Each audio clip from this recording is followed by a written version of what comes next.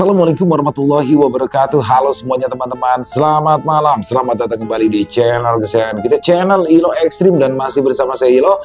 Dimanapun teman-teman berada, semoga teman-teman selalu dalam keadaan sehat walafiat tanpa kekurangan satu apapun. Amin amin ya robbal alamin. Dan pada kesempatan yang baik ini, kami masih akan membawakan kisah dari Residorea atau Bang Rea dan kisah Tunjung Layu Pangrea.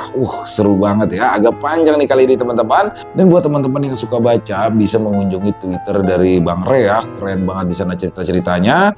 Dan sebelum kita masuk ke dalam kisahnya, buat teman-teman mungkin yang belum subscribe, bisa diklik dulu tombol subscribe. Jangan lupa lonceng notifikasinya juga dinyalakan agar teman-teman selalu mendapatkan notifikasi dari konten-konten yang akan kami upload di setiap harinya. Dan kami juga ingin mengucapkan terima kasih ya kepada seluruh teman-teman yang sudah selalu setia hadir, yang sudah selalu mendukung kami. Karena teman-temanlah kami selalu bersemangat berkarya di setiap harinya. Oke, nggak pakai berlama-lama lagi, pasti udah gak sabaran kan untuk masuk ke dalam kisahnya. Kita langsung saja masuk ke dalam kisahnya. Bunuh horor. Ritual mencekam pelepasan susuk laras Tunjung Layu Pangrea. Keesokan harinya, suasana di rumah Bu Siti terasa lebih tenang. Meskipun jejak ketegangan malam sebelumnya masih terasa, sudah merasa lebih baik. Meskipun kepalanya masih sedikit pening, Laras terlihat lebih segar setelah tidur nyenyak untuk pertama kalinya dalam beberapa waktu terakhir. Bu Siti menjelaskan bahwa malam berikutnya akan menjadi malam yang penting. Energi negatif yang mengikat Laras akan mencoba melawan dengan lebih kuat saat proses pelepasan semakin dalam. Kami pun harus bersiap dan menjaga Laras dengan lebih ketat. Selama hari itu, Bu Siti memberikan Laras ramuan herbal untuk membersihkan tubuh dari energi negatif dan memintanya untuk terus berzikir dan berdoa. Aku dan Re bergantian menjaga Laras, berusaha memberikan dukungan moral dan ketenangan. Menjelang malam, suasana kembali mencekam. Angin bertiup lebih kencang di luar rumah dan suara-suara aneh sesekali terdengar dari kejauhan. Bu Siti mempersiapkan ritual dengan lebih seksama. Dupa yang dibakar lebih banyak, air yang didoakan juga lebih banyak. Saat ritual dimulai, Laras terlihat lebih gelisah dari malam sebelumnya. Tubuhnya menggigil meskipun suhu ruangan terasa hangat. Bu Siti terus melafalkan doa-doa dengan suara yang semakin meninggi. Tiba-tiba Re kembali menunjukkan reaksi aneh. Matanya memandang kosong dan tubuhnya menegang. Namun kali ini dia tidak lagi memberontak. Dia hanya membeku, seolah ada kekuatan tak terlihat yang menahannya. "Jang, aku melihat lagi, Jang," bisik Re dengan suara tercekat. Matanya menatap ke satu titik di sudut ruangan. Sosok yang kemarin, dia lebih besar dan lebih mengerikan. Aku mengikuti arah pandangnya, tapi lagi-lagi tidak melihat apapun. Namun hawa dingin yang menusuk tulang kembali terasa, kali ini lebih kuat dari sebelumnya. Tiba-tiba suara teriakan melengking keluar dari mulut Laras. Tubuhnya kejang-kejang di atas tikar. Bu Siti dengan sigap pemeganginya terus melafalkan doa-doa di telinganya. Dia berusaha mengambilnya kembali, seru Bu Siti dengan nada khawatir. "Kita harus lebih kuat."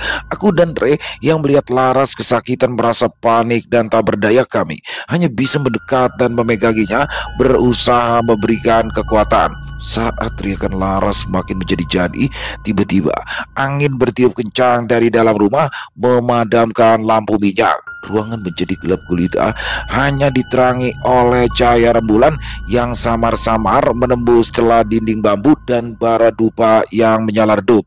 "Jangan takut," seru Bu Siti dalam kegelapan. "Terus berdoa, cahaya akan mengalahkan kegelapan." Dalam kegelapan yang mencekam, suara doa Bu Siti menjadi satu-satunya pegangan kami. Tiba-tiba Re berteriak kesakitan. Aku merasakan cengkramannya di tanganku mengendur. "Re, kamu kenapa, Re?" seruku panik dalam kegelapan. Tidak ada jawaban, hanya suara erangan tertahan yang kudengar. Aku merasakan kehadiran dingin yang kuat di sekitar kami, seolah ada sesuatu yang besar dan jahat sedang mengawasi.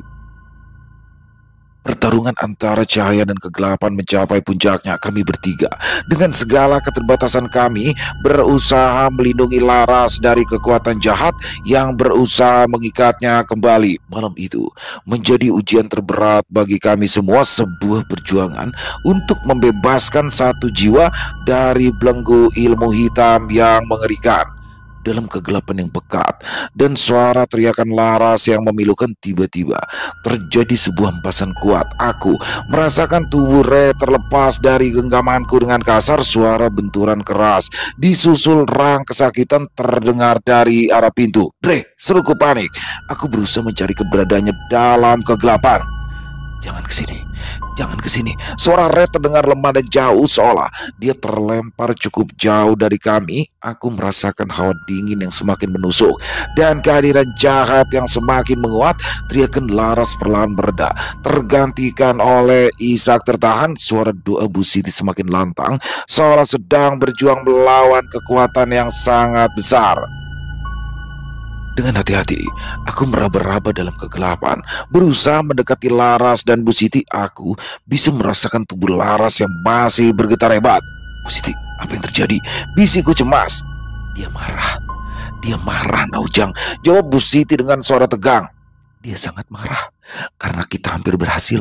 Kekuatannya sedang memuncak. Tiba-tiba cahaya rembulan yang tadinya samar-samar kembali menyorot masuk melalui celah dinding, memberikan sedikit penerangan. Aku bisa melihat Bu Siti yang memeluk erat Laras terus melafalkan doa-doa di telinganya. Di dekat pintu yang terbuka lebar, samar-samar kulihat sosok Re terbaring tak bergerak di tanah. Re, aku segera menghampirinya, khawatir dengan keadaannya. Saat aku berlutut di samping Re, aku bisa melihat matanya terbuka. Meskipun pandangannya kosong, ada memar kemerahan di dahinya. Kamu gak apa-apa, Re?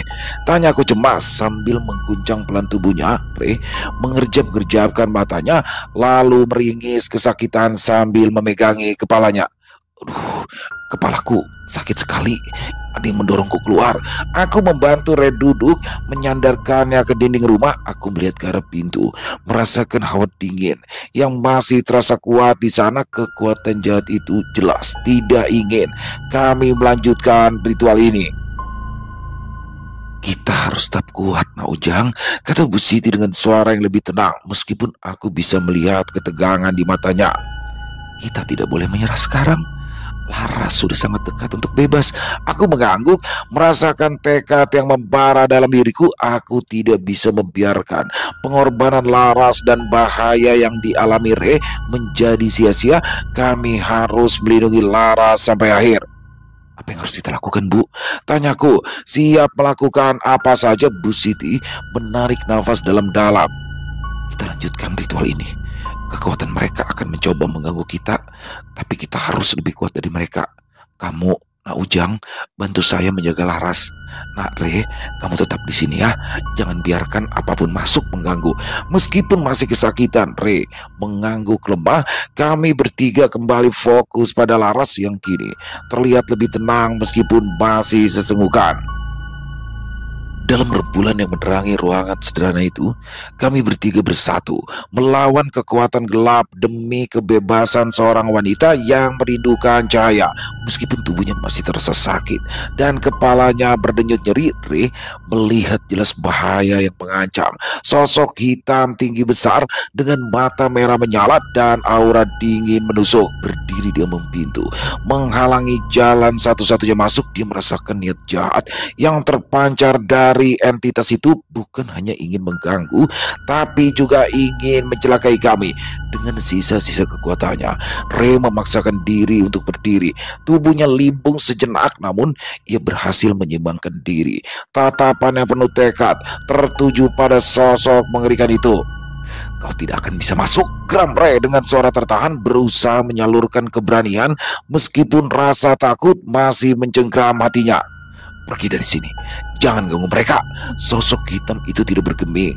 Dia hanya memiringkan kepalanya yang besar seolah sedang mengamati Ray dengan penuh minat yang mengerikan. Kemudian seringai mengerikan terbentuk di wajahnya yang gelap tanpa fitur yang jelas. Tiba-tiba sosok itu bergerak cepat. Tangannya yang besar dan hitam terulur ke arah Ray seperti hendak mencengkramnya. Ray dengan sigap menghindar, meskipun gerakannya masih terasa lambat akibat rasa sakit di tubuhnya. Kamu pikir aku takut sama kamu, ha? Tantang Ray mencoba mengulur waktu sambil berharap Bu Siti dan aku bisa menyelesaikan ritual pelepasan susuk laras. Dia meraih potongan kayu patah yang tergeletak di dekatnya, menjadikannya sebagai senjata seadanya. Sosok hitam itu kembali menyerang dengan gerakan yang lebih brutal. Ray berusaha sekuat tenaga untuk menghindar dan menangkis serangan dengan potongan kayu di tangannya. Namun kekuatan entitas itu jauh melebihi kekuatannya. Beberapa kali dia hampir terkena cengkraman tangan hitam yang dingin itu. Pergi! Teriak Ray lagi. Suaranya bercampur dengan rang kesakitan saat ia terdorong mundur membentur dinding rumah. Sosok hitam itu semakin mendekat. Tubuhnya yang besar menghalangi cahaya rembulan dari luar. Ray merasakan hawa dingin yang semakin menusuk dan bau busuk yang menyesakan. Dia tahu jika ia tidak melakukan sesuatu, entitas ini akan masuk dan mengganggu Bu Siti dan Laras. Dengan sisa keberaniannya, Ray mengayunkan potongan kayu itu sekuat tenaga ke arah wajah sosok hitam itu. Meskipun ia tidak yakin serangannya akan berpengaruh, dia tidak punya pilihan lain. Tiba-tiba saat potongan kayu itu mengenai wajah sosok hitam, terjadi ledakan energi yang kuat. Cahaya putih terang memancar dari benturan itu membuat sosok hitam itu terhuyung mundur dengan raungan mengerikan. Ray terhuyung ke belakang, matanya terpejam silau oleh cahaya itu. Ketika cahaya mereda, sosok hitam itu sudah tidak terlihat lagi di ambang pintu. Hanya hawa dingin yang perlahan menghilang dan bau busuk yang masih tercium samar-samar. Ray terengah-engah. Tubuhnya terasa sakit di sekujur tubuh, namun dia berhasil menghalau ancaman itu. Setidaknya untuk saat ini dia menoleh ke dalam rumah, melihat Bu Siti yang masih terus melafalkan doa di dekat Laras. Dia tahu perjuangan belum berakhir, tapi dia telah melakukan bagiannya untuk melindungi mereka. Nafas Ray masih tersengal-sengal, dadanya naik turun dengan cepat.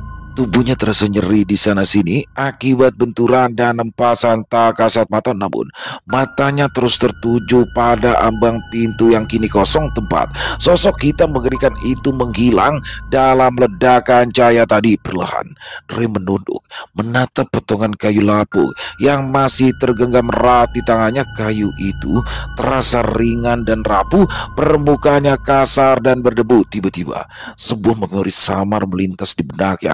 Dia ingat pernah melihat kayu seperti ini sebelumnya, tergeletak di dekat pemakaman lama di antara runtuhan bangunan tua yang sudah lapuk. Kemudian ingatan itu menjadi lebih jelas. Kayu ini bukan kayu sembarangan.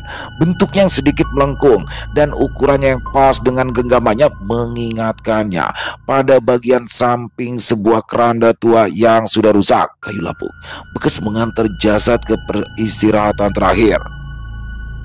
Seketika bulu kuduk Ray meremang. Perasaan dingin yang jauh lebih menusuk menyeruak dalam dirinya, bukan hanya karena sisa-sisa kehadiran entitas jahat tadi, tapi juga karena menyadari benda apa yang tanpa sengaja ia gunakan untuk melawan makhluk mengerikan itu. Mungkinkah cahaya terang yang tadi terpancar bukan hanya karena kekuatannya sendiri, melainkan juga karena sifat kayu yang ia pegang, kayu bekas keranda, benda yang berhubungan dengan kematian, dengan alam lain. Apakah entitas sekuat sosok hitam tadi menjadi lemah atau terusir oleh benda yang berasal dari batas antara dunia hidup dan mati? Ray menatap potongan kayu itu dengan tatapan yang bercampur antara heran dan sedikit takut. Dia tidak pernah menyangka benda serapu ini bisa memiliki kekuatan sedemikian besar atau setidaknya efektif melawan makhluk sekuat itu. Di dalam rumah, suara doa Bu Siti masih terdengar khusyuk dan Laras kini tampak lebih tenang. Ray Menyadari pertarungan ini melibatkan lebih banyak hal yang tidak kasat mata dan misterius daripada yang bisa ia pahami. Kayu lapuk, bekas keranda di tangannya menjadi simbol kekuatan tak terduga, sebuah senjata tanpa sengaja yang mungkin telah menyelamatkan mereka dari bahaya yang lebih besar. Meskipun dia tidak mengerti sepenuhnya, Re menggenggam kayu itu lebih erat, merasa ada sedikit harapan dan perlindungan yang tak terduga dalam kerapuannya. Ray perlahan bangkit. Tubuhnya masih terasa nyeri, namun pikirannya kini dipenuhi rasa ingin tahu. Dia melangkah hati-hati menuju ambang pintu, mengamati kegelapan malam di luar. Hawa dingin masih terasa, namun tidak sekuat tadi. Sosok hitam itu benar-benar menghilang. Dengan ragu, dia mengintip ke dalam rumah. Bu Siti masih memeluk Laras yang kini tampak tertidur pulas dengan wajah yang lebih tenang. Cahaya lampu minyak yang kembali menyala temaram menerangi wajah keduanya. Ray merasa lega melihat Laras dalam kondisi yang lebih baik. Dia kembali menatap potongan kayu di tangannya. Kayu lapuk bekas keranda, benda yang seharusnya menjadi kendaraan terakhir justru menjadi alat perlawanan. Sebuah paradoks yang membingungkan sekaligus memberinya sedikit keyakinan. Ray memutuskan untuk tetap berjaga di dekat pintu. Meskipun sosok hitam itu tampak pergi, dia tidak yakin entitas jahat itu akan menyerah begitu saja. Dia memegang erat potongan kayu itu, siap untuk menghadapi ancaman lain yang mungkin datang. Waktu berlalu perlahan. Suara jangkrik kembali mendominasi keheningan malam. Udara terasa semakin dingin, namun tidak lagi mencekam seperti sebelumnya. Ray mulai merasa kantuk menyerang, namun dia tetap berusaha untuk terjaga. Menjelang fajar, Bu Siti terlihat bangun dan meregangkan tubuhnya dengan hati-hati agar tidak mengganggu tidur Laras. Dia menoleh ke arah Ray yang masih berjaga di dekat pintu dengan potongan kayu di tangannya. "Nak Ray, kamu belum tidur?" tanya Bu Siti dengan nada khawatir. Ray menggeleng pelan. "Saya berjaga-jaga aja, Bu. Takut kalau ada apa-apa." Bu Siti tersenyum lembut. "Terima kasih ya. Kamu sudah banyak membantu. Istirahat sebentar. Fajar sebentar lagi tiba. Dan biasanya kekuatan kegelapan akan melemah saat matahari terbit." Ray merasa tubuhnya benar-benar lelah, namun dia merasa bertanggung jawab untuk menjaga keamanan mereka. "Apa kayu ini benar-benar bisa membantu, Bu?" tanyanya ragu sambil menunjukkan potongan kayu bekas keranda itu. Bu Siti mengamati kayu itu dengan seksama. "Kayu bekas rumah terakhir. Dia menyimpan energi yang berbeda, Nare. Energi perpisahan dengan dunia ini. Mungkin energi itulah yang tidak disukai oleh makhluk yang terikat dengan keduniawian dan kegelapan." Penjelasan Bu Siti memberikan sedikit pencerahan bagi Ray. Meskipun ia tidak sepenuhnya mengerti, dia merasa ada kekuatan tak terduga dalam benda yang ia pegang. Saat fajar mulai menyingsing, langit di timur mulai berwarna jingga. Suara ayam berkokok bersahutan dari kejauhan. Suasana terasa lebih damai dan penuh harapan. Ray merasa sedikit lega. Malam yang penuh teror telah berlalu dan mereka berhasil melewatinya. Bu Siti meminta Ray untuk beristirahat, sementara dia akan terus menjaga Laras dan melanjutkan ritual pembersihan. Ray menurut, merebahkan tubuhnya yang pegal di tikar dekat pintu, masih menggenggam erat potongan kayu lapuk itu. Dia tidak tahu apa yang akan terjadi selanjutnya, namun ia merasa sedikit lebih tenang mengetahui bahwa mereka tidak sendirian dalam perjuangan ini. Kayu bekas keranda di tangannya menjadi pengingat akan kekuatan tak terduga yang bisa muncul bahkan dari sesuatu yang tampak lemah dan lapuk. Cahaya mentari pagi perlahan menerobos celah dinding bambu, membangunkan aku dari tidur yang tidak nyenyak. Pikiranku masih dipenuhi dengan kejadian mengerikan semalam. Aku seger bangkit dan melihat ke arah Laras yang masih tertidur dengan tenang di dekat Bu Siti. Ray juga tampak pulas di dekat pintu. Potongan kayu lapuk masih tergenggam di tangannya. Aku menghela nafas lega, merasa bersyukur kami semua selamat melewati malam yang penuh teror itu. Aku meregangkan tubuh yang terasa pegal, lalu berjalan menuju jendela kecil untuk melihat keadaan di luar. Tiba-tiba, rasa gatal yang luar biasa menyerang seluruh tubuh. Aku menggaruk lenganku tanpa sadar, namun rasa gatal itu tidak mereda. Semakin aku garuk, semakin terasa perih. Aku melihat ke bawah dan terkejut melihat kulit lenganku memerah dan muncul beberapa garis luka seperti bekas cakaran yang baru. Aduh, aku meringis kesakitan sambil terus menggaruk lenganku yang terasa panas. Suara ringisanku membangunkan Ray dan Bu Siti. Mereka berdua segera menghampiriku dengan wajah khawatir. "Jang, kamu teh kenapa?" tanya Ray dengan mata terbelalak melihat lenganku yang memerah. "Gatal sekali, Ray. Dan lihat ini." Aku menunjukkan bekas-bekas cakaran yang tiba-tiba muncul di lenganku. Bu Siti mendekat dan mengamati lenganku dengan seksama. Wajahnya yang tadinya tenang kini menunjukkan kekhawatiran yang mendalam. Dia menyentuh bekas cakaran itu dengan hati-hati, lalu menggelengkan kepalanya pelan. "Ini bukan cakaran biasa," kata Bu Siti dengan suara pelan namun penuh penekanan. "Energi hitam itu, dia tidak hanya mengincar Laras, dia juga mencoba menyerang kalian yang membantu." Aku terkejut mendengar perkataan Bu Siti. Jadi, sosok mengerikan itu tidak hanya mengincar Laras, tapi juga kami. Rasa gatal di tubuhku semakin menjadi, dan aku mulai merasakan perih di beberapa bagian tubuh lainnya. Aku melihat ke bawah dan mendapati bekas-bekas cakaran serupa muncul di kaki dan juga punggung tanganku. "Apa yang harus kita lakukan, Bu?" tanyaku panik, merasakan ketakutan kembali menyelimuti. Bu Siti segera mengambil air putih yang telah didoakannya dan membasuh bekas-bekas cakaran di tubuhku.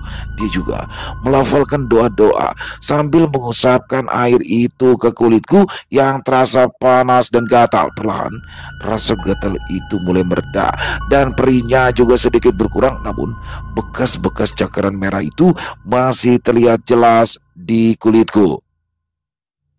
"Ini peringatan, Nak Ujang," kata Bu Siti setelah selesai mengobati lukaku.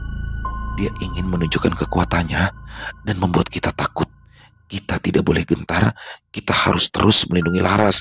Aku mengangguk lemah, merasakan tekad yang lebih kuat muncul dalam diriku. Meskipun rasa takut masih ada, aku tidak menyangka akan ikut menjadi target serangan energi hitam itu. Namun, aku tidak akan mundur. Aku akan membantu Laras sampai akhir, meskipun tubuhku harus menjadi taruhannya. Ray juga tampak khawatir melihat keadaanku, namun dia menggenggam erat potongan kayu bekas keranda itu seolah siap untuk menghadapi serangan lain yang mungkin datang. Pagi yang seharusnya membawa ketenangan kini diwarnai dengan ancaman baru, membuat perjuangan kami semakin terasa berat. Teriakan kesakitan Laras memecah keheningan malam yang mencekam. Tubuhnya menggeliat hebat di atas tikar, membuat hatiku mencelos. Ray yang sedari tadi berdiri siaga di dekat pintu dengan potongan kayu keranda di tangan, tiba-tiba menunjukkan reaksi aneh. Matanya membelalak, tubuhnya menegang. Jang, mereka datang lagi," bisiknya tercekat. Pandangannya terpaku pada ambang pintu yang gelap. Belum sempat aku bertanya apa yang terjadi, beberapa bayangan hitam berkelebat masuk ke dalam rumah. Dengan gerakan yang sangat cepat, bayangan-bayangan itu tidak setinggi sosok mengerikan sebelumnya, namun jumlahnya lebih banyak dan bergerak lebih lincah. Aku merasakan hawa dingin yang menusuk tulang dan bau anyir yang semakin menyengat. Ray dengan sigap mengayunkan potongan kayu keranda itu ke arah bayangan-bayangan, namun jumlah mereka terlalu banyak dan gerakannya terlalu cepat. Beberapa bayangan berhasil menghindari ayunan kayu Ray dan langsung menyerangnya. Aku melihat dengan ngeri bagaimana Ray terhuyung-huyung ke belakang. Tubuhnya seperti dihantam oleh kekuatan tak kasat mata. Dia berusaha mempertahankan diri dengan potongan kayu di tangannya, namun serangan-serangan itu datang berbagai arah, membuatnya kewalahan. "Ray!" seruku panik. Aku berusaha mendekatinya untuk membantu, namun sebelum sempat aku melangkah, beberapa bayangan hitam lainnya menyerbuku. Aku merasakan pukulan-pukulan keras di tubuhku meskipun aku tidak melihat apapun yang memukul.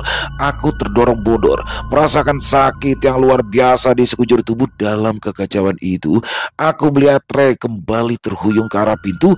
Beberapa bayangan hitam tampak mencengkram tubuhnya, menariknya paksa keluar dari rumah. Ray berusaha sekuat tenaga melawan, mencengkram kusen pintu dengan kedua tangan, namun kekuatannya tidak sebanding dengan kekuatan gaib itu. Ujang, Bu Siti, lari! Teriak Ray dengan suara tercekat sebelum akhirnya cengkramannya terlepas dan tubuhnya terhempas keluar dari rumah dengan keras menghantam tanah dengan bunyi gedebuk yang mengerikan. Aku yang masih berusaha menahan serangan bayangan-bayangan yang menyerang hanya bisa terpaku melihat Ray terlempar keluar. Rasa takut dan keputusasaan mencengkram hatiku. Kami kehilangan satu-satunya senjata kami dan kini aku dan Bu Siti harus menghadapi serangan yang semakin menggila ini sendirian sambil berusaha melindungi Laras yang kondisinya semakin memburuk. Suara erangan kesakitan Ray dari luar rumah menambah kengerian malam yang seolah tak berujung. Setelah melihat Ray terlempar keluar dengan mengerikan, rasa takutku berubah menjadi amarah dan tekad yang membara. Aku tidak bisa membiarkan pengorbanan Ray sia-sia. Aku harus melindungi Bu Siti dan Laras meskipun nyawa menjadi taruhannya. Bayangan-bayangan hitam itu kini berfokus padaku. Mereka bergerak cepat dan agresif menyerangku dari berbagai arah. Aku berusaha menghindar dan menangkis serangan tak kasat mata itu dengan kedua tangan, namun setiap pukulan terasa begitu kuat membuat tubuhku terasa remuk.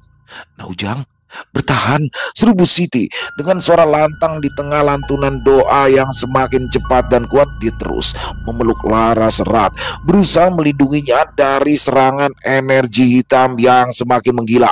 Aku melihat Laras yang terbaring lemah di pelukan Bu Siti, nafasnya tersengal-sengal dan tubuhnya terus kejang-kejang. Aku tahu ia sedang berjuang keras melawan kekuatan jahat yang mencengkram. Aku tidak bisa membiarkannya menyerah. Dengan sisa tenaga yang ada, aku memasang kuda-kuda di depan Bu Siti dan Laras, berusaha menjadi tameng bagi mereka. Aku merasakan pukulan-pukulan keras menghantam tubuhku di dada, perut dan punggung. Setiap hantaman membuat tubuhku terhuyung dan sulit bernafas, namun aku memaksakan diri untuk tetap berdiri tegak. Kalian tidak akan bisa menyentuh mereka. Geramku dengan suara tertahan mencoba menyalurkan keberanian meskipun rasa sakit luar biasa menjalar di sekujur tubuh. Bayangan-bayangan hitam itu terus menyerang. Aku merasakan cakaran-cakaran perih seperti yang terjadi sebelumnya. Aku bisa merasakan energi dingin yang jahat berusaha menembus pertahananku. Aku terus bertahan, menerima setiap serangan yang ditujukan, sambil sesekali mencoba menepis bayangan-bayangan itu dengan gerakan-gerakan kasar.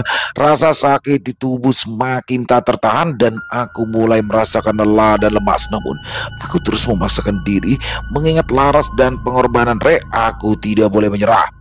Bu Siti, sebentar lagi, teriakku dengan suara serak, berharap ritual pelepasan susuk itu akan segera selesai. Bu Siti tidak menjawab, namun lantunan doanya semakin menggebu. Cahaya di sekelilingnya dan Lara semakin terang, mengusir kegelapan di sekitar kami. Aku merasakan energi hitam yang menyerangku mulai melemah, seolah kekuatan mereka terkuras oleh cahaya doa Bu Siti. Pertarungan ini terasa seperti abadi, namun aku tahu aku harus bertahan. Aku harus menjadi tameng bagi Bu Siti dan Laras sampai cahaya kemenangan benar-benar mengalahkan kegelapan. Di tengah rasa sakit yang luar biasa dan pandangan yang mulai kabur, aku mendengar suara teriakan Ray dari luar rumah. Suaranya penuh amarah dan tekad yang membara. Kalian tidak akan bisa menang, teriak Ray. Tiba-tiba sesosok tubuh melompat masuk ke dalam rumah. Itu adalah Ray, dan di tangannya dia memegang selembar kain hitam lusuh yang panjang. Aku mengenali kain itu, ya, kain penutup keranda yang tadi tergeletak di dekat potongan kayu yang ia gunakan. Dengan gerakan cepat, Ray mengayunkan kain hitam itu seperti cambuk. Suara mendesis aneh terdengar saat kain itu menyentuh bayangan-bayangan hitam yang menyerangku.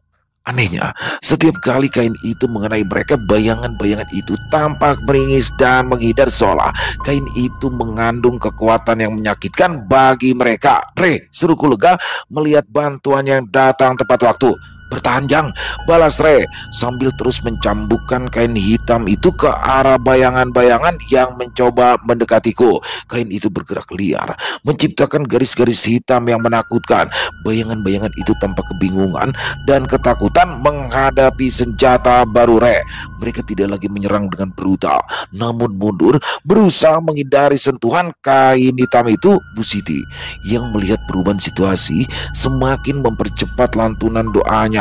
Cahaya di sekelilingnya dan Laras semakin terang memancar lebih kuat. Energi positif itu tampaknya memperlemah bayangan-bayangan hitam. Sementara kain penutup keranda yang diayunkan Rey menjadi senjata efektif untuk mengusir mereka.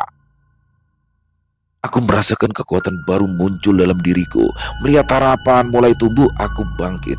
Meskipun tubuhku masih terasa sakit dan bersiap membantu Re. Bersama-sama, kami menghadapi sisa-sisa kekuatan jahat itu.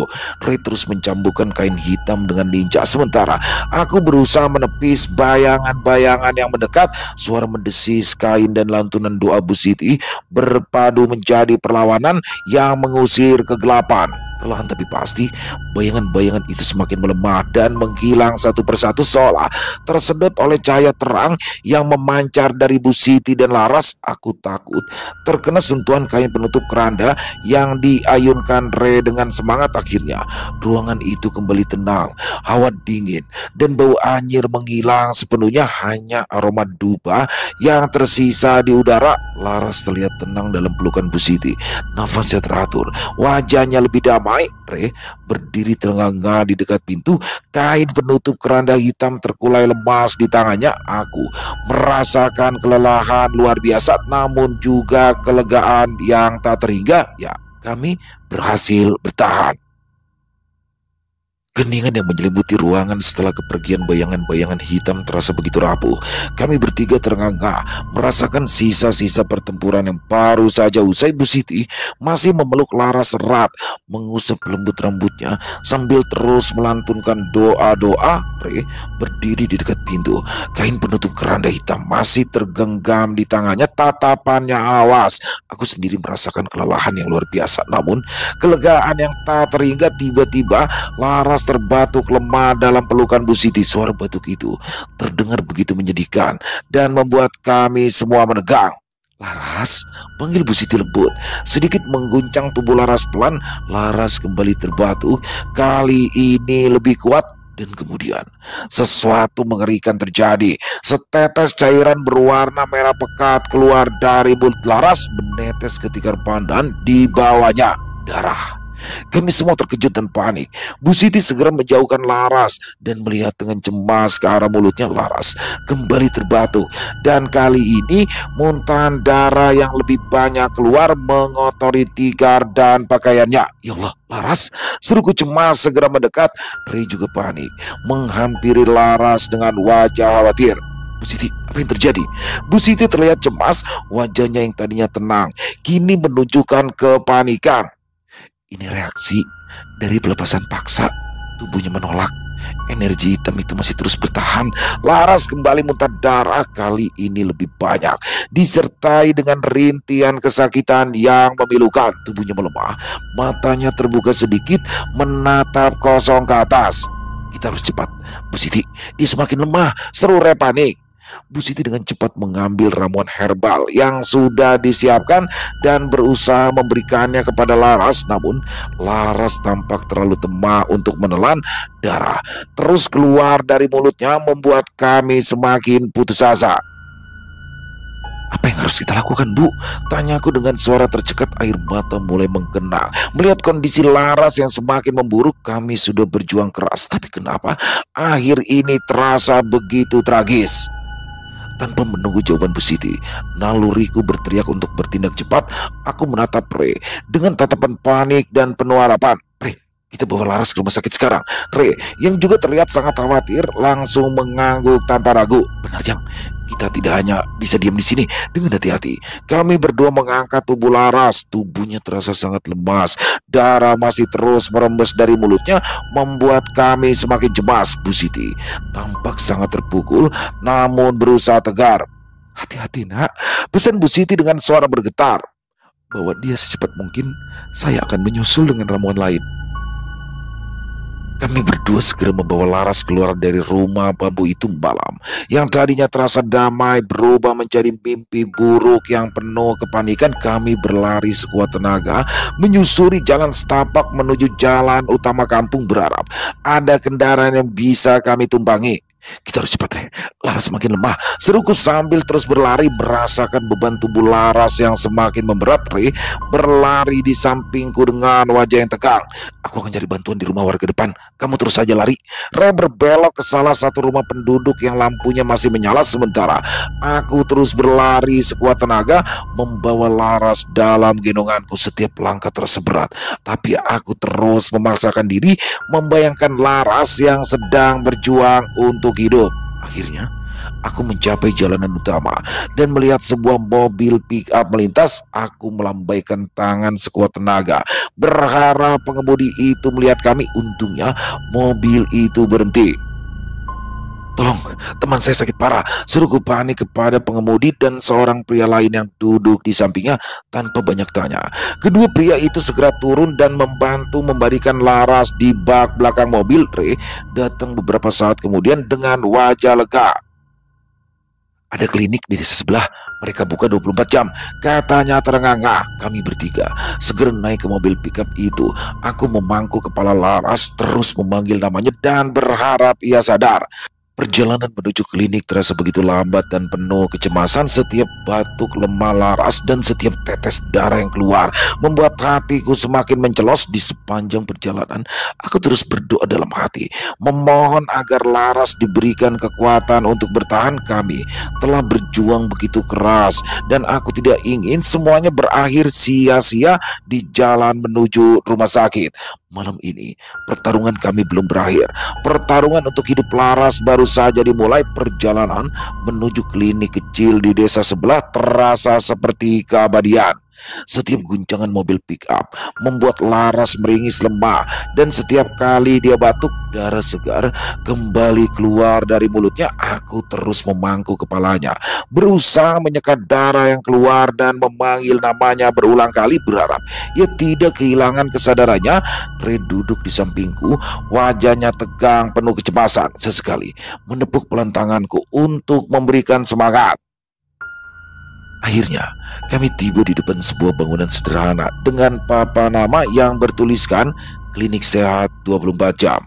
Seorang perawat dan seorang pria parubaya yang tampak seperti dokter segera menghampiri mobil kami. Mereka terlihat terkejut kala melihat kondisi Laras. Cepat bawa masuk, perintah dokter dengan nada panik. Kami berdua dengan hati-hati mengangkat Laras dan membawanya masuk ke dalam klinik. Laras segera dibaringkan di ranjang pemeriksaan. Dokter dan perawat dengan sigap mulai memeriksa kondisinya, membersihkan darah di sekitar mulut dan memasang alat bantu pernafasan sederhana. Aku dan Re hanya bisa berdiri terpaku di sudut ruangan, menyaksikan dengan cemas setiap tindakan medis yang dilakukan. Bu Siti tiba beberapa saat kemudian dengan wajah khawatir dan membawa beberapa botol ramuan herbal. Dia segera berbicara dengan dokter, menjelaskan kondisi Laras dan usaha ritual pelepasan susuk yang telah kami lakukan. Dokter mendengarkan dengan seksama meskipun raut wajahnya menunjukkan keraguan. Setelah memeriksa Laras, dokter menghela nafas. Kondisinya sangat lemah, dia kehilangan banyak darah. Kami akan berusaha semaksimal mungkin, tapi kami membutuhkan peralatan yang lebih lengkap. Kami akan mencoba menstabilkannya dulu sebelum merujuknya ke rumah sakit yang lebih besar di kota. Mendengar perkataan dokter, hatiku mencelos. Perjuangan kami belum selesai. Bahkan setelah berhasil mengusir entitas jahat itu, tubuh Laras kini berada di ambang batas. Malam itu, di klinik terasa begitu panjang dan penuh ketidakpastian. Kami bertiga menunggu dengan cemas di ruang tunggu yang kecil. Bu Siti terus berdoa dan sesekali memberikan Laras sedikit ramuan herbal melalui selang kecil. Aku dan Dre hanya bisa terduduk diam, diliputi rasa khawatir dan penyesalan. Apakah semua yang telah kami lakukan akan sia-sia? Apakah Laras akan selamat? Fajar mulai menyingsing, membawa harapan samar. Di tengah keputusasaan, dokter keluar dari ruang pemeriksaan dengan wajah lelah namun sedikit lebih tenang. Kami berhasil menstabilkan kondisinya, katanya pelan. Pendarahannya sudah berhenti dan pernafasannya mulai membaik. Tapi dia masih sangat lemah dan membutuhkan perawatan intensif. Kami juga sudah menghubungi rumah sakit di kota dan ambulans akan segera datang untuk menjemput. Mendengar kabar itu, air mata lega mengalir di pipiku. Laras berhasil melewati masa kritis. Meskipun perjuangan belum berakhir, setidaknya ada harapan untuk kesembuhannya. Aku menatap Ray dan Bu Siti, dan kami bertiga saling berpandangan, merasakan kelelahan fisik dan emosional, namun juga kebersamaan dan harapan baru. Perjalanan Laras menuju kebebasan dan kesembuhan masih panjang, dan kami akan terus berada di sisinya. Ambulans tiba tak lama kemudian, membawa Laras yang terbaring lemah dengan selang infus terpasang di tangannya. Aku dan Ray dan Bu Siti ikut serta dalam perjalanan menuju rumah sakit besar di kota. Selama perjalanan, kami bertiga hanya bisa diam dan berdoa dalam hati, mengawasi Laras yang tampak begitu rapuh.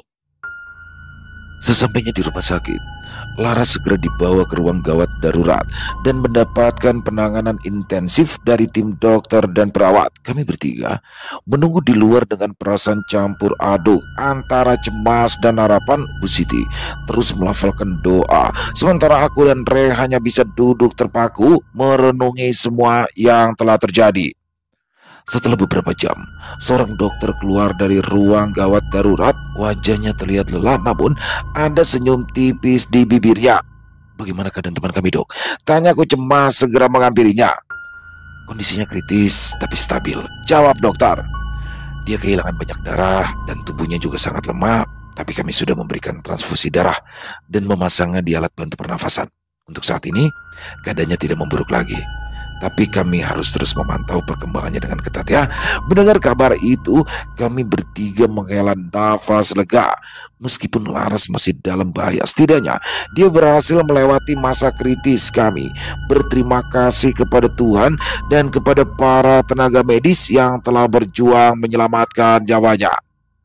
Hari-hari berikutnya di rumah sakit terasa begitu lambat dan penuh ketidakpastian. Kami bertiga bergantian menjaga Laras di ruang ICU. Dia terbaring lemah dengan berbagai macam alat medis yang terpasang di tubuhnya. Hanya suara alat bantu pernafasan yang menemani kesunyian ruangan. Bu Siti terus memberikan dukungan spiritual, membacakan doa, dan sesekali membisikkan kata-kata semangat di telinga Laras. Perlahan namun pasti, kondisi Laras mulai menunjukkan perkembangan yang positif. Demamnya turun, tekanan darahnya stabil, dan dia mulai menunjukkan respons terhadap rangsangan. Setelah beberapa hari, dokter memutuskan untuk memindahkannya ke ruang perawatan biasa.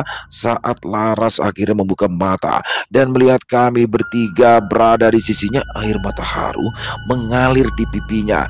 Ia masih terlalu lemah untuk bicara, namun tatapan matanya penuh rasa terima kasih dan kehangatan. "Kamu berhasil, Laras," bisikku lembut sambil menggenggam tangannya yang terasa dingin. "Kamu kuat."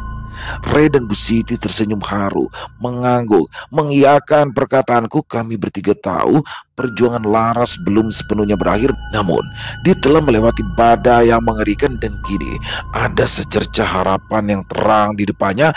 Kami akan terus berada di sisinya, memberikan dukungan dan cinta sampai ia benar-benar pulih dan bebas dari belenggu masa lalunya. Perjalanan panjang ini telah mengajarkan kami tentang kekuatan persahabatan, keyakinan, dan keteguhan hati dalam menghadapi kegelapan.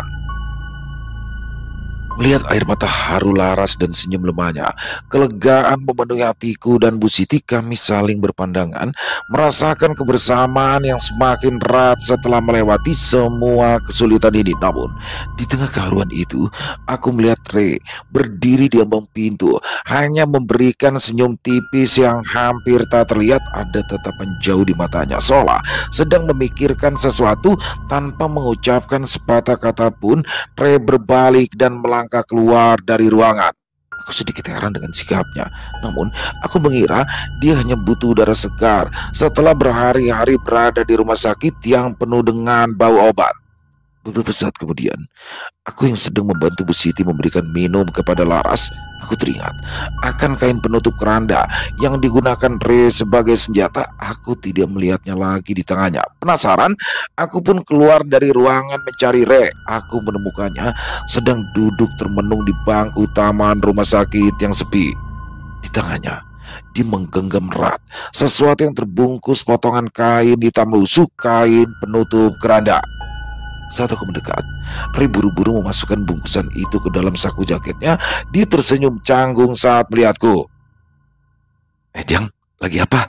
Sapanya berusaha terlihat biasa. Kamu yang lagi apa? Kau sendirian di sini? Tanyaku. Mataku tanpa sengaja melirik saku jaket yang terlihat sedikit menggelembung. Ray menghela nafas pelan. Cuma butuh udara segar aja. Di dalam terlalu pengap. Aku mengangguk meskipun aku merasa ada sesuatu yang ia sembunyikan. Kemudian tanpa bisa kutahan, aku bertanya, tadi kain penutup keranda itu kemana? Ray tampak sedikit terkejut dengan pertanyaanku. Ia diam sejenak sebelum menjawab dengan nada yang sedikit berbeda dari biasanya. Sudah saya amankan. Diamankan. Alisku terangkat. Untuk apa? Ray kembali menghela nafas, kali ini lebih panjang. Dia menatap lurus ke depan ke arah pepohonan rindang di taman. Jang, selama kita bertarung melawan mereka, aku merasakan sesuatu yang aneh.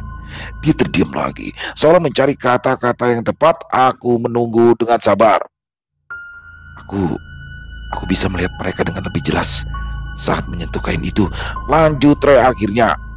Dan aku merasa ada jejak dari sosok penjaga sosok Laras yang tertinggal di kain itu.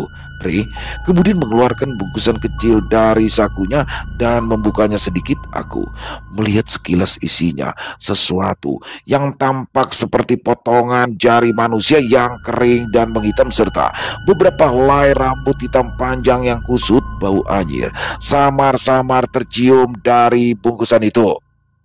Aku mengambil ini saat dia terpukul oleh energi dari kain itu. Bisik Ray, matanya menunjukkan keseriusan yang belum pernah aku lihat sebelumnya. Aku merasa ini mungkin bisa menjadi kunci untuk memastikan dia tidak akan kembali mengganggu Laras. Aku terdiam, terkejut dengan pengakuan Ray. Ternyata di balik senyum tipisnya, dia menyimpan pemahaman dan tindakan yang lebih dalam dari yang kubayangkan. Potongan kain penutup keranda, benda yang dianggap remeh, kini menyimpan sisa-sisa kekuatan jahat dan menjadi harapan baru untuk kedamaian Laras di masa depan. Ray, temanku yang dulunya suka bermain layangan, kini telah menjadi pejuang yang tak terduga. Aku menatap ngeri isi bungkusan kecil di tangan Ray. Potongan jari dan rambut hitam legam itu memancarkan aura dingin yang membuat bulu kuduku meremang. Aku tidak menyangka Ray bertindak sejauh ini, mengumpulkan sisa-sisa entitas jahat itu. Ray, apa yang akan kamu lakukan dengan ini? Tanyaku hati-hati, merasa sedikit khawatir dengan tindakannya. Ray menutup kembali bungkusan itu dan menggenggamnya erat. Tatapannya beralih padaku, penuh tekad yang membara. Jang, kita sudah lihat betapa kuatnya makhluk itu. Meskipun Laras sudah sadar, aku tidak yakin dia akan benar-benar aman jika sisa-sisa kekuatannya masih ada di sekitaran kita. Maksudmu, Ray? Aku merasa benda-benda ini adalah semacam jangkar baginya. Jika kita bisa menghancurkannya, mungkin kita bisa memastikan dia tidak akan pernah kembali mengganggu Laras lagi. Aku terdiam, mencerna penjelasan Ray. Ada logika dalam perkataannya. Meskipun cara yang ia tempuh terasa sedikit menakutkan, aku tidak tahu banyak tentang hal-hal mistis, tapi instingku mengatakan bahwa Ray mungkin benar. Tapi bagaimana caranya, Ray? Kita tidak tahu apa-apa tentang ini, ujarku ragu. Ray menghela nafas. Itulah kenapa aku keluar. Aku ingin bicara dengan Bu Siti. Dia pasti tahu cara yang tepat untuk menghancurkan benda-benda ini dengan aman. Aku merasa lega. Melibatkan Bu Siti adalah pilihan tepat. Pengetahuannya tentang hal-hal gaib jauh lebih dalam daripada kami. Kami berdua kembali ke dalam rumah sakit dan mencari Bu Siti. Kami menemukannya sedang duduk di samping ranjang laras.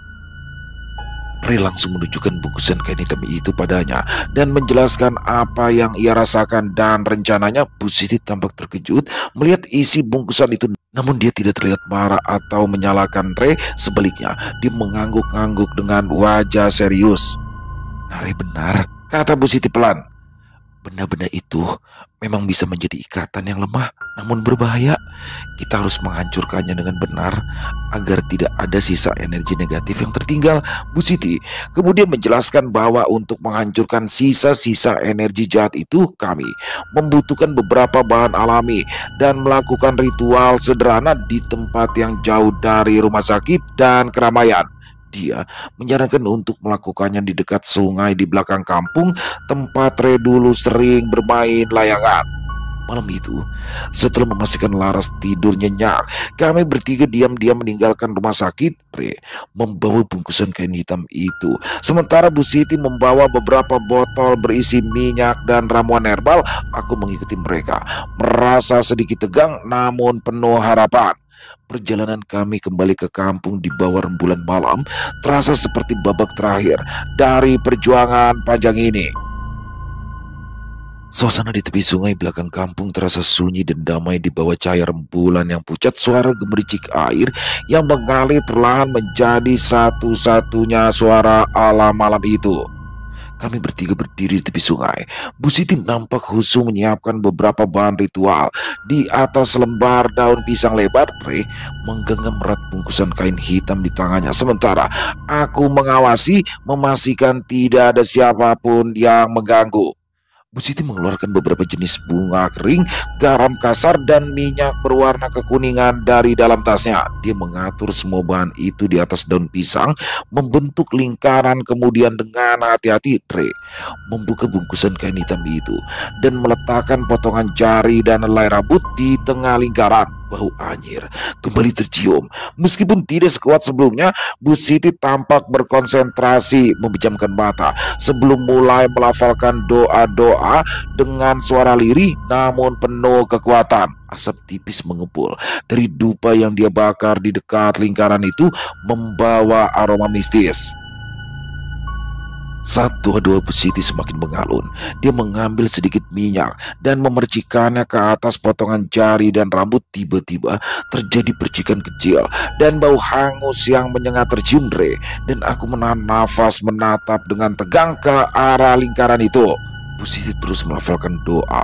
Ia kemudian mengambil segenggam garam kasar dan menaburkannya di atas sisa-sisa entitas jahat itu. Garam itu tampak bereaksi, mengeluarkan desisan pelan, seolah membakar sesuatu yang tak terlihat. Setelah beberapa saat, Bu Siti mengambil bunga-bunga kering dan menaburkannya di atas garam. Aroma bunga yang lembut bercampur dengan bau hangus menciptakan perpaduan yang aneh namun terasa menenangkan. Ketika Bu Siti akhirnya menghentikan doanya, dia membuka matanya dan menatap lingkaran itu dengan tatapan yang dalam. "Energi mereka sudah dinetralkan," katanya pelan namun pasti. "Mereka tidak akan bisa lagi mengganggu Laras."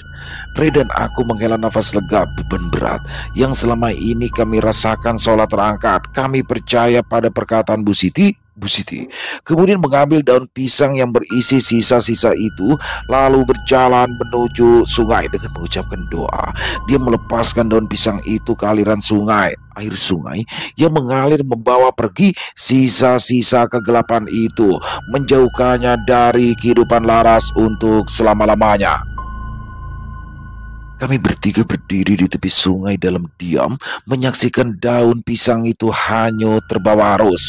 Keheningan yang baru saja tercipta di tepi sungai pecah oleh riak air yang tak wajar di tengah aliran. Kami bertiga yang masih terpaku menyaksikan daun pisang itu hanyut tersentak kaget. Permukaan air yang tadinya tenang tiba-tiba bergolak membentuk pusaran kecil yang semakin membesar. Dari tengah pusaran itu, perlahan namun pasti, sosok mengerikan itu kembali menampakkan diri. Sosok hitam tinggi besar dengan mata merah menyala menatap tajam ke arah kami.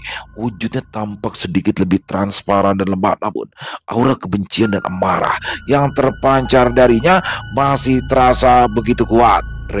Secara refleks menggenggam erat potongan kayu bekas keranda yang masih dia bawa. Wajah Bu Siti kembali menegang. Dia segera merapal doa-doa dengan nada yang lebih mendesak. Aku sendiri merasakan ketakutan kembali mencengkram. Kami pikir semuanya sudah berakhir, namun ternyata ancaman itu belum sepenuhnya musnah. Sosok itu tidak bergerak dari tengah sungai. Tatapannya penuh dendam, tertuju pada kami, terutama pada Ray yang memegang kayu bekas keranda. Kalian pikir kalian bisa mengalahkanku? Suara sosok itu terdengar bergema di tengah keheningan malam. Meskipun bibirnya tidak bergerak, suara itu terasa dingin menusuk jiwa. Ikatan itu terlalu kuat. Dia akan kembali menjadi milikku. Bu Siti mempercepat lantunan doa. Tangannya bergerak-gerak di udara seolah menahan kekuatan jahat itu. Kau adalah kegelapan dan cahaya akan menghancurkanmu, serunya dengan suara lantang. Sosok itu tertawa sinis. Cahaya, kalian hanyalah percikan kecil yang akan segera padam. Aku akan kembali dan aku akan mengambilnya kembali beserta kalian semua. Ray maju selangkah, mengacungkan potongan kayu bekas keranda ke arah sosok itu. Kami tidak akan membiarkanmu menyentuhnya lagi. Pergi dan jangan pernah kembali lagi. Sosok itu mendesis marah, matanya semakin merah. Tiba-tiba air di sekitar pusaran itu melonjak tinggi, membentuk gelombang hitam yang mengarah ke tepi sungai tempat kami berdiri. Kita harus segera pergi, bisik Bu Siti panik menarik tangan kami berdua. Dia masih memiliki sisa kekuatan. Kami bertiga mundur dengan cepat, menjauhi tepi sungai saat gelombang itu menghantam daratan dengan keras, meninggalkan bekas kehitaman di tanah. Sosok itu masih berdiri di tengah sungai, tatapannya penuh dengan ancaman. Pertarungan ternyata belum usai.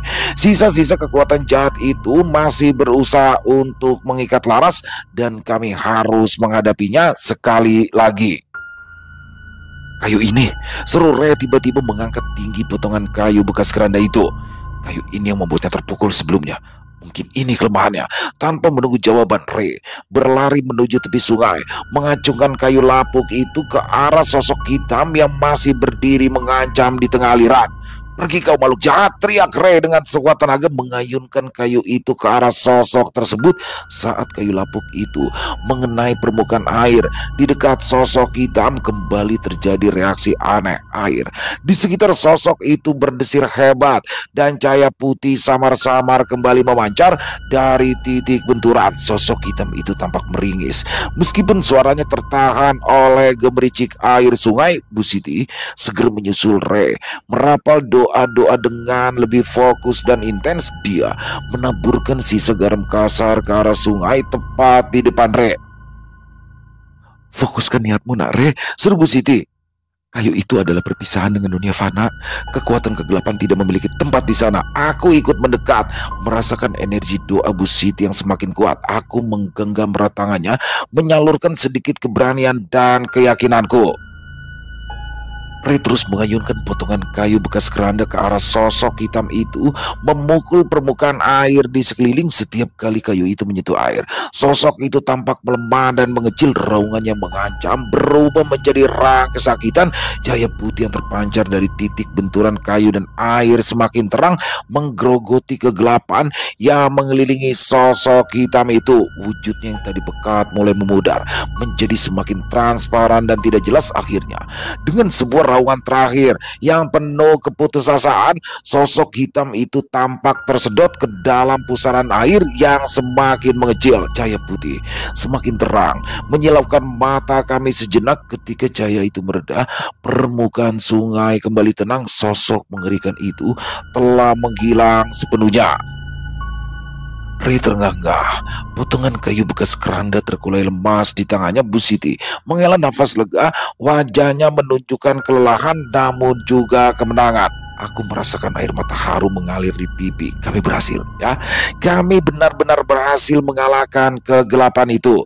Kami bertiga berdiri di tepi sungai dalam diam, menatap aliran air yang tenang di bawah cahaya rembulan. Malam yang penuh teror akhirnya berakhir dengan kemenangan Laras. Kini benar-benar bebas dan kami bertiga telah menjadi saksi sekaligus bagian dari perjuangan ini. Saat sosok hitam itu akhirnya menghilang ke dalam pusaran air yang semakin mengecil, ada sesuatu yang terasa ganjil. Bukan seperti kekalahan mutlak, melainkan lebih seperti penarikan paksa. Raungan terakhir tidak sepenuhnya putus asa, namun lebih mengandung kemarahan yang tertahan dan kepatuhan yang terpaksa. Cahaya putih yang memancar saat kayu bekas keranda menyentuh air tidak sepenuhnya menghancurkan kegelapan, namun lebih seperti membuka celah sebuah jalur. Sosok itu tidak lenyap begitu saja, melainkan tertarik mundur, seolah ada kekuatan lain yang menariknya kembali ke asalnya. Sungai kembali tenang, namun ketenangan itu terasa berbeda, lebih seperti jeda sebelum badai berikutnya. Ray terengah-engah. Potongan kayu bekas keranda terkurai lemas di tangannya. Bu Siti menghela nafas lega, namun kerutan di dahinya belum sepenuhnya hilang. Tatapannya masih tertuju pada tengah sungai dengan ekspresi yang sulit diartikan. Bu Siti, itu tadi apa? Tanyaku pelan, merasakan firasat yang tidak enak. Dia seperti ditarik, bukan? Bu Siti mengangguk, matanya menerawang. Benar, Naujang. Kekuatan yang mengikat sosok Laras ini bukanlah kekuatan tunggal. Ada sesuatu yang lebih besar di baliknya. Sesuatu yang menariknya kembali ketika ikatannya melemah. Maksud ibu, masih ada ancaman lain? Tanya Ray, nada suaranya kembali khawatir. Ancaman itu mungkin belum sepenuhnya hilang. Kita berhasil memutus ikatannya pada Laras, dan kita berhasil mengusir dari sini, tapi sumber kekuatannya mungkin masih ada di luar sana. Aku merasakan kekhawatiran kembali menyelimuti hatiku. Jadi, perjuangan kami belum benar-benar berakhir. Kami hanya berhasil memenangkan pertempuran kecil dalam perang yang lebih besar. Lalu, apa yang harus kita lakukan, Bu? Tanyaku putus asa. Bu Siti menatap kami berdua dengan tatapan penuh tekad, namun juga kelelahan. Untuk saat ini Laras aman, ikatan susuknya sudah putus, tapi kita harus tetap waspada. Jika sumber kekuatan itu kembali mencari Laras, kita harus siap menghadapi lagi. Dia kemudian menatap potongan kayu bekas keranda di tangan Ray. Kayu ini memiliki kekuatan yang tidak terduga. Dia adalah simbol perpisahan dengan dunia panah dan kekuatan kegelapan yang tidak memiliki tempat di sana. Simpanlah baik-baik, Nare. Mungkin kita akan membutuhkannya lagi. Kami bertiga terdiam, menatap sungai yang kembali tenang di bawah cahaya rembulan. Beberapa hari berlalu dengan ketenangan. Laras menunjukkan perkembangan yang menggembirakan di rumah sakit. Dia sudah sadar sepenuhnya, kondisinya terus membaik dan senyumnya kembali menghiasi wajahnya yang pucat. Namun, bayangan akan ancaman yang belum sepenuhnya hilang masih terasa di antara kami bertiga. Suatu sore, saat kami bertiga menjenguk Laras, Ray membawa potongan kayu bekas keranda yang selama ini ia simpan dengan hati-hati. Dia meletakkannya di atas meja di samping ranjang Laras. Bu Siti, kata Ray dengan nada serius, apa yang bisa kita lakukan dengan kayu ini? Kita tahu ini memiliki kekuatan untuk melawan mereka. Bu Siti mengamati kayu lapuk itu dengan seksama. Dia mengangguk. Kayu ini memang memiliki energi yang unik, Nak Re. Energi perpisahan seperti yang saya katakan sebelumnya. Energi yang menolak kegelapan. Setelah berpikir sejenak, Bu Siti memberikan sebuah ide. Bagaimana kalau kita membagi kayu ini menjadi beberapa bagian dan menjadikannya sebagai simbol perlindungan, sesuatu yang selalu kita bawa bersama-sama. Aku dan Ray saling pandang, tertarik dengan ide tersebut. Laras yang mendengar percakapan kami juga mengangguk setuju. Dengan hati-hati dan penuh rasa hormat, Ray memotong kayu lapuk itu menjadi 4 bagian kecil. Bu Siti kemudian mengambil alat sederhana dan dengan sabar mengukir setiap potongan kayu menjadi bentuk cincin sederhana namun bermakna.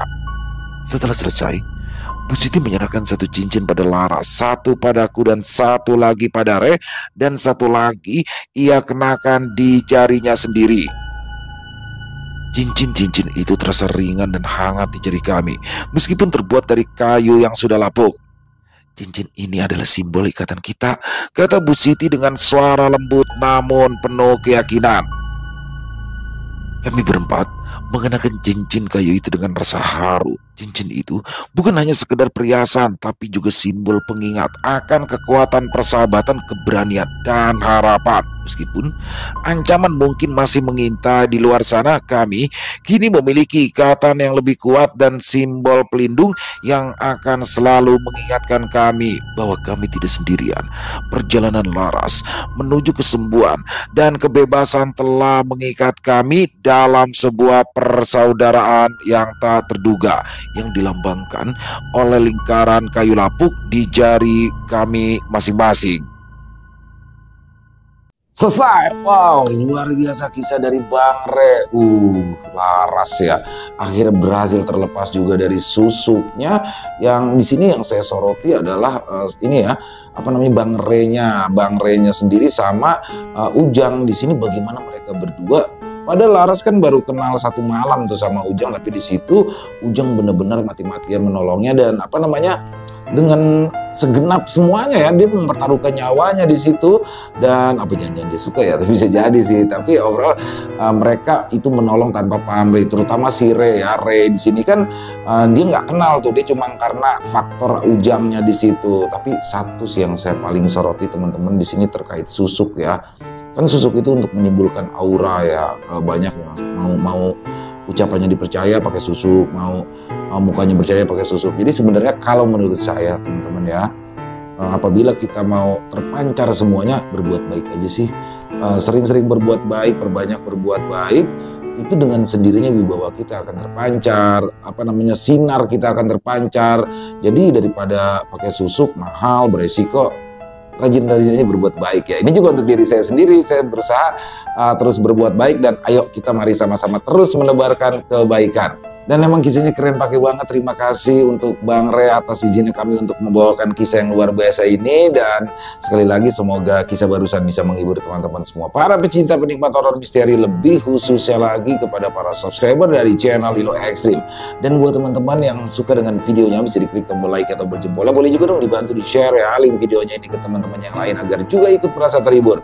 Buat yang punya komentar bisa menuliskan di dalam kolom komentar. Dan buat yang belum subscribe, yuk diklik tombol subscribe. Jangan lupa lonceng notifikasinya dinyalakan agar teman-teman selalu mendapatkan notifikasi dari konten-konten yang akan kami upload di setiap harinya. Dan untuk channel Lilo Extreme kami upload setiap hari teman-teman, setiap malam jam 7 malam waktu Indonesia bagian Barat. Oh iya, buat teman-teman yang mungkin punya kisah horor misteri ya, yang dianggap dari kisah nyata yang berdasarkan pengalaman pribadi, apabila mungkin berkenan untuk dibawakan di channel kami, silakan bisa mengirimkannya ke nomor telepon kami yang ada di bawah sini. Bebas ya, kirimannya boleh dalam bentuk tulisan, boleh dalam bentuk rekaman suara, senyamannya teman-teman aja. Buat teman-teman yang sudah mengirimkan kisah, kami ucapkan terima kasih. Di akhir kata, saya Ilo mengucapkan permohonan maaf apabila mungkin dalam pembawaan kisahnya barusan ada kata-kata saya yang salah ataupun ada kata-kata saya mungkin yang kurang berkenan. Saya mohon dibukakan pintu maaf yang seluas-luasnya. Sampai berjumpa lagi di konten-konten kami selanjutnya. Pasti tidak kalah ngerinya, yang pasti tidak kalah seramnya, masih bersama saya Ilo di channel Ilo Extreme. Salam sehat, sukses selalu untuk kita semua. Wassalamualaikum warahmatullahi wabarakatuh.